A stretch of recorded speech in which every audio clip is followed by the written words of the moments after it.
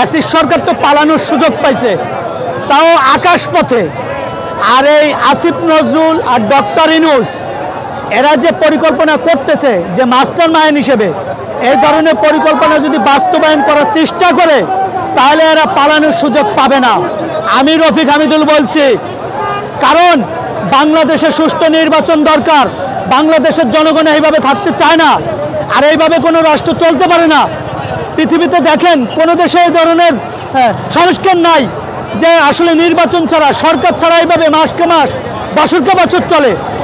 আর আসিফ নজরুলের কথা কেন ডক্টর ইউনূস শুনতেছে আমি জানি না। সে আসলে একটা নোবেল পাওয়া বিজয় ব্যক্তি, কেন আসিফ নজরুল এই ফ্যাসিস্টের কথা শুনবে? এই যে আমাদের সাদেক হোসেন খোকার ছেলে, তার একটা ছেলে সাদেক হোসেন খোকার, ইসহাক হোসেন, সারা বাঙালি না সারা পৃথিবী তার চোখের মণি। তাকে সব দেশের থেকে তাকে ভালোবাসে। সে রাজপথের সৈনিক, তাকে মেয়র হিসেবে শপথ গ্রহণ করায়া তাকে তার জায়গাটা ফেরত দেওয়া উচিত, তাকে বসাই দেওয়া উচিত। কিন্তু এটা করতেছে না ডক্টর ইউনূস, আসিফ নজরুল। কেন? তাদের স্বার্থটা কোথায়?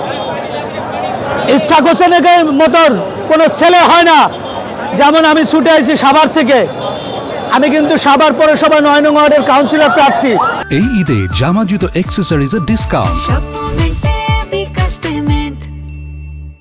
কেন? কারণ সে একটা মেয়র, তার জায়গার জন্য প্রতিবাদ করতে হবে। কেন? আজকে ঢাকা হাইকোর্টের পাশে এই যে একটা সমাবেশ, টাকা অচল করে দিছে জনগণ। কারণ কি? এই সাদেক হোসেন খোকার ছেলে ইসহাক হোসেনের জন্য। কারণ সে একটা হিউজ পরিমাণে একটা জনপ্রিয় লোক, তার কোনো তুলনা হয় না। তার মতন লোক বাংলাদেশে ঘরে ঘরে জন্মাবে।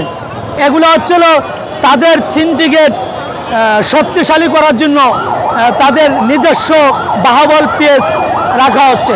আপনি দেখেন আসলে পিএস যদি ওইভাবে নেওয়া হতো তাহলে কিন্তু সরকারের মাধ্যমে কিংবা গণতন্ত্রের মাধ্যমে পিএস নেওয়া হতো। তাদের পার্সোনালভাবে পিএসগুলো নেওয়া হয়েছে। কেন? তাদের এই সিন্ডিকেট শক্তিশালী করার জন্য তাদের এই পিএসগুলো নেওয়া হয়েছে। আমি মনে করি এগুলো থাকবে না, এগুলো থাকবে না। কারণ বাংলাদেশের জনগণ একবার দেখাই দিছে তারা কি করতে পারে। নির্বাচন দিতে হবে এবং নির্বাচন হইতে হবে বাংলাদেশের বুকে। নির্বাচন না দিলে ওনারা বাংলাদেশের বুকে থাকতে পারবে না। আর যে কি হবে ওনারা পরিকল্পনাও করতে পারবে না। ওনাদের পরনের পেনশন নিয়েও বাংলাদেশের থেকে যাইতে পারবে না। কি বলেন? নির্বাচন হবে না মানে বাংলাদেশে নির্বাচন হইতে হবে। আমরা আছি সবাই রাজপথে থাকবো এবং রাজপথের সৈনিক, এবং রাজপথ দখল করে নির্বাচন আমরা সম্মিলন করে নির্বাচনে আমরা আওতায় নিয়ে আসবো।